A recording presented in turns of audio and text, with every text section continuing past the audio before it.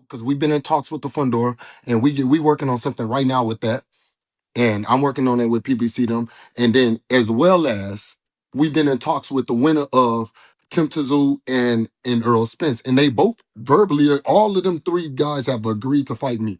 So now behind doors, they working. All that hooping and hollering and talking and yapping and bye and playing flutes and shit. That shit ain't work. Them motherfucking shit ain't work. That motherfucking shit just got his ass motherfucking, he was too fucking focused on that shit. Once you step up to that level like that. And then it was just skills, a level in skills. It wasn't even a level of, I don't know, but you can't underrate Mendoza, what he did. He completed the objective. Thurman didn't. All that hooping and hollering and talking and yapping and bye and playing flutes and shit. That shit ain't work. Them motherfucking shit ain't work. That motherfucking shit just got his ass motherfucking, he was too fucking focused on that shit. But anyways, hey, well wishes to Keith Thurman. Hopefully he move on and start doing some other flute playing somewhere else in the stadiums or something. So I was not ready for that. I was not ready for that. All right, so you got Charlo popping stuff off about Sebastian Fundora, Errol Spence, still begging for a fight. Tszyu, he said they all verbally agreed to fight him. He just, the logistics of it got to line up. I'm pretty sure as far as, dates being available, venues, possibly they could be headed to the zone. Who knows what's all going on with that.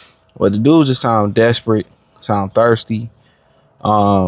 He spoke on Keith Thurman too, and I speak on that towards the end. But dude sound thirsty. No doubt about it. He sound like, he need a fight. Not that he want to fight, because he fought Canelo when? Going on 2 years ago. Between now and the year and a half that you've been sitting there, all of a sudden, now you feeling you got enthusiasm to fight. That's my thing about it. And I know his wife got online and said, if he didn't say nothing, we said he'd be ducking. If he do say something, he broke, he need money. I just like, what's the motive behind it? That's my thing. What's the motive? Is it just you got the itch to box? And I don't think that's what it is. It's just coming off this, the nigga need money. That's what it's coming off as. And then, my thing is, my only issue with it is I'm not knocking him for what he doing. The only issue is, dog, don't you want to conquer another weight class? That's my thing. Don't you want to conquer another weight class, bro? That's my number one thing. Don't you want to conquer something else? Don't you want to be a 2-weight world title holder? That's what I don't understand about it.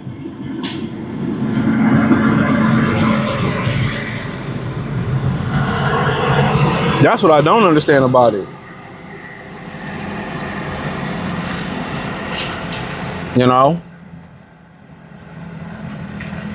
You want to sit here and you want to just do something that you already done before. Like, these dudes, you got to put a knife in a fucking blicky to their head for them to want to move up and weight.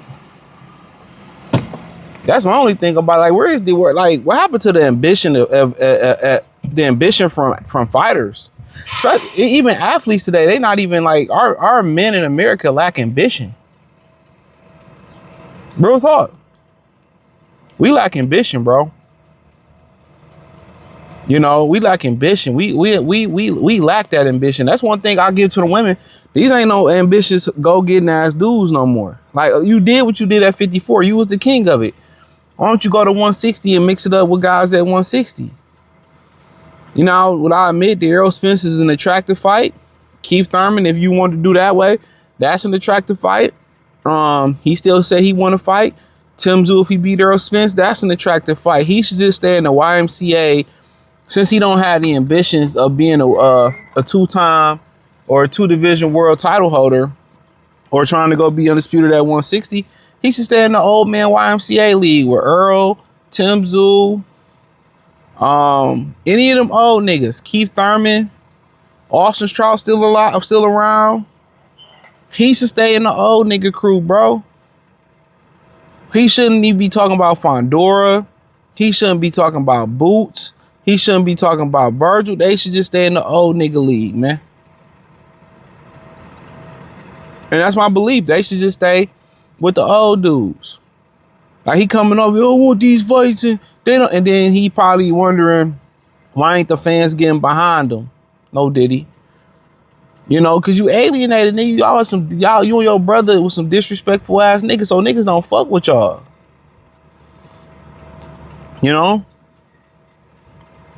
So people would rather you not come back. To be real, like if I was a dude like Boots, why the fuck what do I get from fighting you? I don't gain the fan base because you don't have one. Well, I don't get a great gate. I don't do a pay-per-view. I get it's a lateral move, you know, or a parallel move to fight Jermell Charlo. I get nothing from beating Jermell Charlo. Well, he was the true champ. Man, that was 2 years ago, bro. All his championship merit went out the window when Canelo put boots on the ground on his ass. Everybody lost every bit of respect. He went into the ring. Matter of fact, let's rewind. Let's take it back. Dude went, talked all that shit about Bud, ducked the fade with Bud right in front of James Harden while Bud was beating his homeboy ass, Errol Spence. Then he jumps up, fight Canelo, and I do it for the culture. All right, cool. And you went in there and you laid down, and then you know what? I can accept a bad day. He didn't even try. When he was let me do side note. When he did that weigh-in, I told people, I said, that motherfucker looked terrible. Oh, he looked good. I don't know what y'all looking at. He looked terrible. I knew he lost right at the weigh-in. Or before that, I forgot who sent this shit to me, but shout out to bro who sent it to me. When he said he look up to Canelo, I look up to Canelo. This niggas be some fucking butter biscuit, buck dancing, clap my heels 3 times ass, back to the plantation ass ninjas, dog. I look up to you, older than Canelo, little nigga. Fuck you looking up to that, man. That's when I really knew he lost. When at the weigh-in, it confirmed it. But you know what really grind my gears about that fight? It wasn't him going into survival mode. I ain't mad at that because he could have stayed down. He could have quit. After the fight, when these niggas he was celebrating after his loss, talking about let's go get some Don Julio, some Patron. He's talking about let's go celebrate. You just lost. You just lost to a man. You talking about, well, yeah, let's go celebrate. Let's go drink some Patron or some. I looked at that shit. I said, oh no. These suckers be brown nosing in my E40 voice. Like, oh no. I was like, yeah, I can't fuck with old boy no more after that, dog. This motherfucker like terrible, man. So I don't care if he fight again, to be real. I don't want to see this nigga fight again. After that Canelo fight, I can care less if he fight again. That performance, and then really after that fight, when he talking about let's go celebrate with some shots, pack him up. Get him the fuck up out of here, dog. That was a pathetic performance. You wasted niggas' time. I don't want to see you fight no more. And then you want to come back to 54. Go up to 60, dog. Go get a belt at 60. Go unify at 60. I don't understand why he want to stay at 54. Errol can come to 60. Tszyu can come to 60. Fundora be at 60.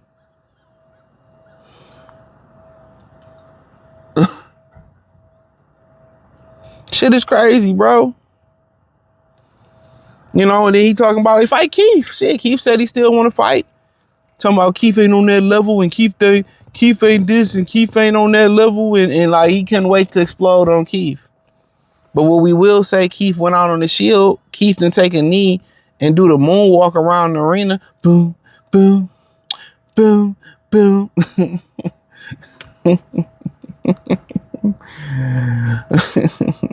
The Canelo fight ain't mine, ass nigga. Nigga ran from Canelo. Come on, man, moonwalking ass nigga. Oh, Keith Thurman, he wouldn't know that. Man, Fundora gonna do you dirty just like that.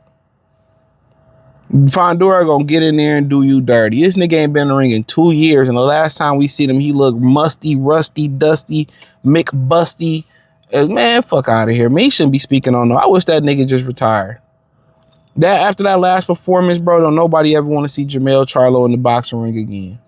He can get on Brian Custer yelling and screaming and hoop, lolling and hollering. We don't care. What do you do for Fundora career? Put another senior citizen under his notch? No, he gonna give you some rice fucking pudding. Get out of here, man. No ambition. Oh, still the king get fit. Okay, you conquer something. Go to 60 and conquer something. Then step on something that's 60. But you know what it is? He's scared of his zaddy. He's scared of his real zaddy, his boxing zaddy, and Errol Lara. He's scared of Errol Lara. That's why he don't want to go to 60 for real. He's scared of Lara. Okay, let's play, get the fool. Like, fuck out of here, man. He want to do all this hoop hollering and shit. Rematch Tony, Errol, Tim. You know, stay in your old nigga lane, bro. Matter of fact, retire. Retire. That's what I'll say, retire. You ain't got nothing else to prove. You ain't got nothing else to... Matter of fact, go fight your brother. That'd be dope. I'll pay for that. Jermell versus Jamal. Who the real big Charlo? I'll pay for that. I pay for that. Hell yeah. I pay for that. I pay for that. Y'all wives could be on the undercard since they like to fight something. They could be on the undercard. I think the Jermells, they got the win last time. You know, Caleb Plant was fighting for Jermell. He went wide, pow! Knocked the shit out of his brother. His head spent. His hat spent on his head. And then Jermell White, bing, bop, boom, bing, boom, bop, bam. Boom, bing, bop, boom, bop, bam. I ain't never seen no twins have this type of relationship in my life. But hey, thumbs up the video, share the video, subscribe to the channel, hit the link in the description, join the Patreon, Instagram, Facebook, the whole 9 piece.